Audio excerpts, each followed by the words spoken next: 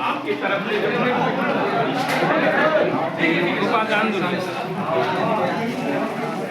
इस संबंध में ना सर, अब एक एक करके बात करेंगे तो ज्यादा अच्छा रहेगा और इस तरह से बात करेंगे तो अच्छा भी नहीं है और अपनी भी बात है। कई एक बातों को आपने बहुत अच्छा तरीका से रखा, जागरूकता के ऊपर बात आपने रखा, हमारे गांव की व्यवस्था के ऊपर आपने बात रखा, जिला की व्यवस्था के ऊपर बात रखा, आपके जो अधिकार क्षेत्र के संबंध में आपने बात रखा और हमारे बीच में आप उपस्थित हुए। ये हमारे लिए सबसे बड़ी खुशी की बात है कि आज हमारे लिए आप उपस्थित हुए हैं। आपको बिल्कुल हम सर हृदय से सम्मान देते हैं। मैं चाहता हूं कि सर के लिए एक बार जोरदार ताली बजे। एक्चुअली क्या है सर, आप जो बात रख रहे हैं वास्तव में बहुत ही बढ़िया बात है कि भाई ये हमारा अधिकार है और उस दृष्टिकोण से अपने मताधिकार को उपयोग हमको करना चाहिए। इस बात को आप रखा और इसके ऊपर लेकर के काफ़ी सारा कैंपेनिंग भी हुआ है, मतदाता जागरूकता के ऊपर बहुत सारा कैंपेनिंग हुआ है, लेकिन किसी भी वक्त एकाएक कोई परिस्थितियां नहीं बन पाती। हालांकि आज जिस तरह से पूरे मस्तूरी विधानसभा में अगर सिंगल गांव बसंतपुर में वोटिंग नहीं हो पा रहा है तो परिस्थितियां कुछ बसंतपुर की और मस्तूरी विधानसभा की कहीं ना कहीं इसमें कुछ भी अंतर रहा होगा, या ये कारण जानने की हमको कोशिश करना चाहिए या इस तरह से परिस्थितियां क्यों आज आई।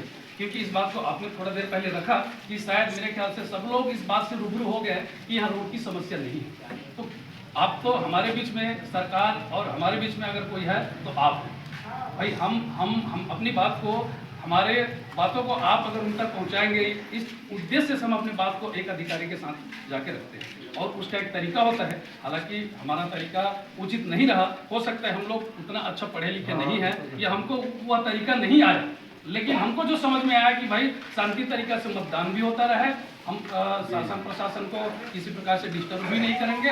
उनके मतदान की जो टीम आई हुई है, आज किसी भी मतदान केंद्र में जो व्यवस्था उनके लिए ग्राम पंचायत की तरफ से की जाती है, गांव के सरपंच की तरफ से किया जाता है, गांव के लोगों की तरफ से जो किया जाता है, वो सारी व्यवस्थाएं जो है हमारे ग्राम की तरफ से मतदान टीम के लिए किया गया है। मेरे ख्याल से इस पर कोई प्रकार की संदेह नहीं है, ऐसा मुझको लगता है, शायद आपने भी जाके देखा। अब रही बात कि हम लोग जो है इस महाकुंभ में भाग क्यों नहीं ले पाए, तो अपनी समस्या को रखने का शायद यही हमको तरीका लगा कि अपनी बात को हम इस तरह से रख पाए, शायद पदाधिकारी लोग समझ जाए।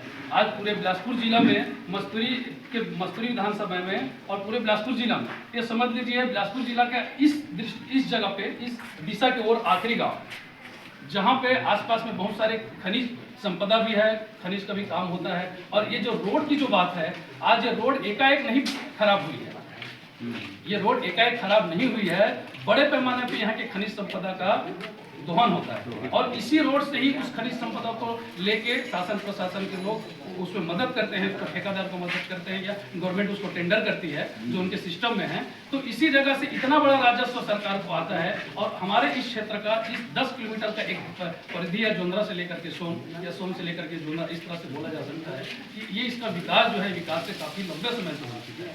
आज आप देख रहे हैं कि रोड जो है ना, सिर्फ आज का नहीं, अगर इस तरफ आप जाएंगे भुईगांव की तरफ, हमारे जिला के, हमारे आखिरी गांव के बाद बिलासपुर जिला के बाद जांजगीर जिला का उसका सीमा है और इस सीमा पे जाएंगे तो न जांजगीर जिला में विकास हो रहा है, न बिलासपुर जिला में विकास हो रहा है। इस जगह पे सीमा की हम लोग जहाँ पे हैं वहाँ अप्रोच एक पुल बनी हुई है और आज 15 साल से भी ज्यादा हो गए उस पुल को बना हुआ। पीडब्ल्यूडी की जिम्मेदारी है क्या कि नहीं है कि वो उसको संज्ञान में ले? क्या इस क्षेत्र के जनप्रतिनिधि उनको अवगत नहीं करवाए होंगे? शायद प्रशासनिक अधिकारी भी सरकार को लिखा होगा, मुझको लगता है कि आप लोग भी शायद लिखे होंगे कि ये अप्रोच मार्ग पे पीडब्ल्यूडी के साथ ये रोड बननी चाहिए। तो आज उसकी एक समस्या है। नहर की बात है, ये जो क्षेत्र है लंबे समय से अकाल ग्रसित क्षेत्र है और पूरे मस्तूरी विधानसभा में अगर सबसे ज्यादा कहीं पलायन होता है बिलासपुर जिला में तो मस्तूरी में होता है। ये आंकड़ा है, ये बात को मैं नहीं बोल रहा हूँ। उस दृष्टिकोण से हमारे क्षेत्र में काफी बड़े पैमाने पर पलायन होता है और उसका एक कारण जो है सिंचाई की व्यवस्था है। सरकार ने सिंचाई की व्यवस्था तो बनाई है, लेकिन सिंचाई की व्यवस्था बनने के बाद भी क्या वो एरिया सिंचित हो पा रहा है? ये एक सवाल है किसके लिए? ये सवाल आपके लिए नहीं है, ये सवाल उन जनप्रतिनिधियों के लिए सवाल है जिन तक ये बात पहुंचनी चाहिए। क्योंकि आज अगर वो शायद इस बात को स्वीकार किए रहते तो शायद ये सुविधाएं जो है बहुत पहले से बन गया होता, लेकिन आज वो सारी सुविधाएं हम तक नहीं पहुंच पा रही हैं। तो एकाएक ये चुनाव को बहिष्कार नहीं किया गया है। ये जो परिस्थिति जो है लंबे समय से इस तरह से परिस्थिति जो है बनती आ रही है, और आज इस तरह का माहौल आपको देखने को मिला कि लग रहा है कि बसंतपुर के लोग जो है अपने मताधिकार का दुरुपयोग कर रहे हैं। हम लोग बिल्कुल अपने मताधिकार का दुरुपयोग नहीं कर रहे हैं। शासन को हमारी बात को अगर पहुंचाने का कोई माध्यम हमको लगा तो यही एक माध्यम हमको लगा, इसलिए हम शांतिपूर्वक रूप से आप तक इस बात को पहुंचाने की कोशिश की। और इस बीच में आप सभी प्रशासनिक अधिकारी हमारे बीच में पहुंचे, हमारी बातों को संज्ञान में लिया, सुना, बहुत ही अच्छा लगा हमको। अब ये हमारी गांव की एक सामूहिक चर्चा है, एक सामूहिक चर्चा है। हम पूरे गांव के लोग इस बात को लेकर के हम चर्चा करेंगे। जिस बात को आपने रखा है अच्छा लगा हमको, इस पे हम लोग एक चर्चा करके अगर लगता है कि भाई हमारी सहमति इस पे बन पा रही है या ग्रामवासी की पूरा सहमति बनता है, तो बेशक इस पे विचार मंथन करेंगे। और आपने अपने बातों को रखा सर, आपसे किसी प्रकार की गिलासिप बिल्कुल नहीं है, बस अपेक्षा रखते हैं कि सरकार और हमारे बीच में अगर कोई है तो आप है, और उम्मीद अगर हम किसी से करते हैं तो आपसे करेंगे। इस तरह की घटना जो है थोड़ा देर पहले सुबह से तहसीलदार जैसे मैडम आई हुई थी, तहसीलदार मैडम के पास भी ये सब बातें कि मेरी जमीन और मेरे जमीन में मैं और मेरा 2 भाई, इस तरह से जो कोई परिवार है और उसी का जमीन का अगर फौती उठता है, बंटवारा होता है, तो उसमें भी किसान से एक बड़ी राशि लिया जाता है। तो क्या ये इस तरह से कोई सिस्टम है जिसमें 30,000, 40,000, 20,000 रुपए की बड़ी राशि लिया जाए? क्या ये भ्रष्टाचार नहीं है? और अगर यहाँ पे बड़े पैमाने पे परिवहन के माध्यम से रेत उत्खनन होता है, अगर इस क्षेत्र के लोग अगर इस बात को आप तक पहुँचाते हैं, लेकिन उसमें कोई कार्यवाही नहीं होता है, लेकिन दूसरे दिन बाद उस ठेकेदार का पंडा आता है या उसके माध्यम से किसी का फोन आता है कि आप लोग इस तरह से विरोध कर रहे हैं, ये रोड आपके बाप का है क्या?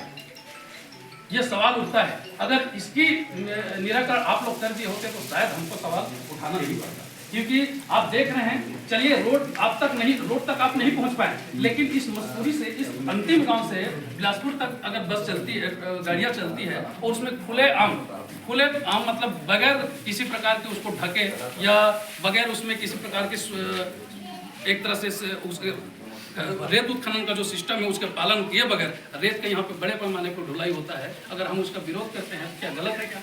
लेकिन वो अधिकारियों को कोई नजर नहीं आता। अगर इसका हम विरोध करें तो हम गलत हैं। तो इस तरह से आज जो परिस्थितियां यहाँ पे बनी है सर, ये हमारा इस गांव का परिस्थिति नहीं है, इस क्षेत्र के 8-10 गांव की समस्या है। और इसको जनपद सदस्य महोदय का पूछिए, इनके गांव में भी कितना बड़ा समस्या है, इनके गांव की आबादी कितनी बड़ी संख्या है, लेकिन बहुसंख्यक आबादी होने के बाद भी शायद अगर आप तक बात को नहीं पहुँचा पाए हैं, तो एक तरह से मैं लोकतंत्र की बात करूँ और एक तरह से जनता की बात को दबाने की बात करूँ, ये परिस्थितियां हैं। तो इस चीज़ को आपको भी संज्ञान में रखना होगा।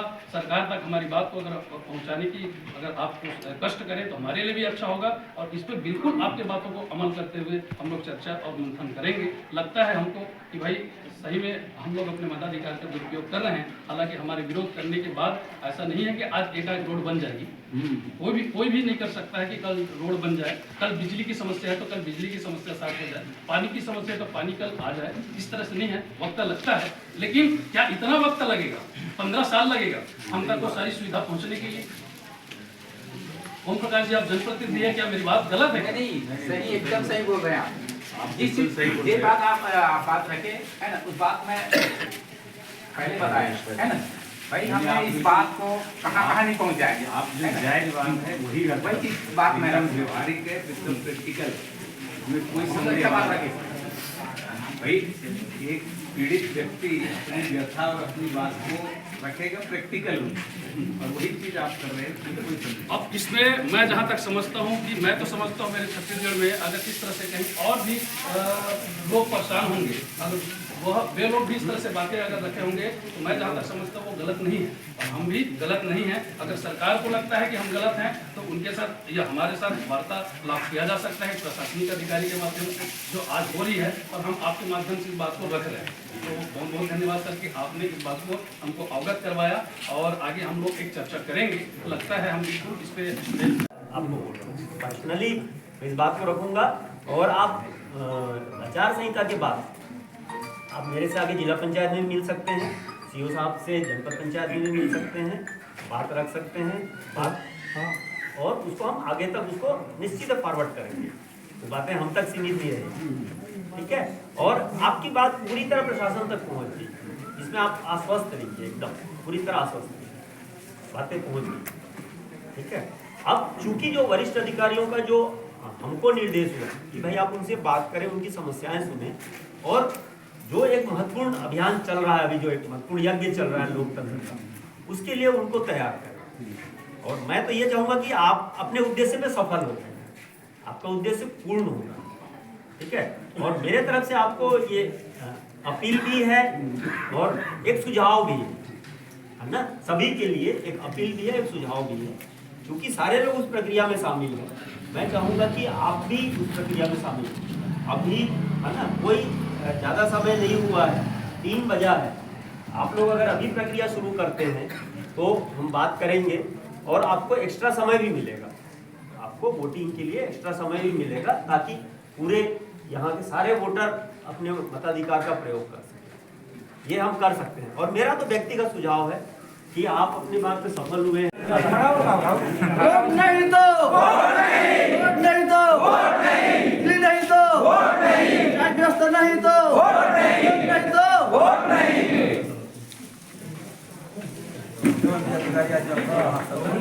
और एक 4-5 जन मिल के एक सामूहिक बैठ दहा, वो सामूहिक, अरे सॉरी,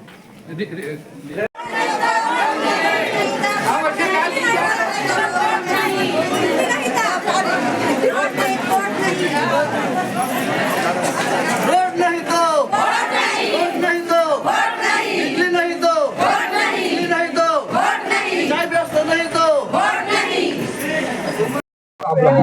और इस बात को हम लोग कई बातें बोल चुके हैं, लेकिन किसी ने पर ध्यान नहीं दिया। हमारे यहाँ भरारी डैम से 6 गांव के लिए नहर बनाया गया है, जो 2019 में चालू होना था, वो अभी तक नहीं हो पाया है। दूसरी बात, हमारे इतने बड़े गांव में एक ट्रांसफार्मर है, जिसके वजह से खुद यहाँ पे पंखा लगा, लेकिन किसी पंखा लाइट की वजह से चल नहीं पा रहा है। अगर कभी लाइट रहता है तो कहीं एकदम 0 पॉइंट रहता है, जिससे पंखा चल रहा है, हवा नहीं निकल पाता। तो हम इस परिस्थितियों को इतने बार हम लोग बोल चुके हैं। लाइन के लिए गांव में सर्वे भी हो चुका था 3-4 साल पहले, लेकिन अभी तक उसको कुछ नहीं हुआ है। अब हम लोग आज के दिन चुने, क्योंकि इसके पहले तो हम लोग बोला तो उसको कोई नहीं ध्यान दिया। अब आज क्यों है तो यहाँ पे तहसीलदार आए हैं, सीओ आए हैं, या बिजली विभाग के आदमी आए हैं, अब वो कह रहे हैं कि हो जाएगा, लिखित में दी है। तो हम कैसे यकीन करें, क्योंकि 15-20 साल से समस्या झेल रहे हैं। हम कहीं यहाँ जाते हैं बिलासपुर से, मान के चलिए हम जोंधा जाते हैं, तो जो रास्ता हमको 5-10 मिनट लगता है, वो रास्ता हम आधा घंटा सफर करते हैं। मैं तो अपनी बात बताऊंगा, एक बार मैं रायपुर 4 बजे रेत घाट चल रहा है, रेत घाट यहाँ पे चल रहे हैं, यहाँ से 3 किलोमीटर दूर आगे गाँव से निकलता है, लेकिन इसी रोड से चलता है। वो इतना भर के जाता है कि रोड पे ऐसी स्थिति बन चुके हैं कि भाई कई बार उनकी गाड़ी खुद फंस जाते हैं, लेकिन इसमें कोई लोग ध्यान नहीं देते हैं।